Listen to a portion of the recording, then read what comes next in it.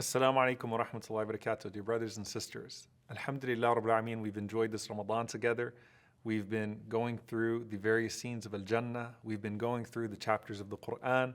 We're going through so many of our old texts and traditions so that we can derive benefit for ourselves.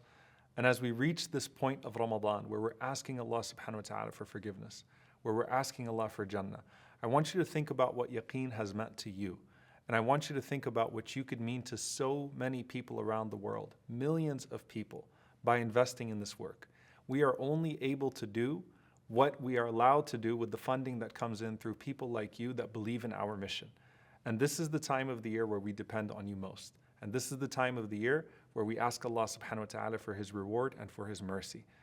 Generosity is one way to Jannah, and I ask you to do your best, inshaAllah ta'ala, to reach Jannah with your generosity by supporting Yaqeen in these last 10 nights. Whatever you can, please do, and keep us in your du'as as you donate. Jazakumullahu khaira. Wassalamu alaikum wa rahmatullahi wa barakatuh.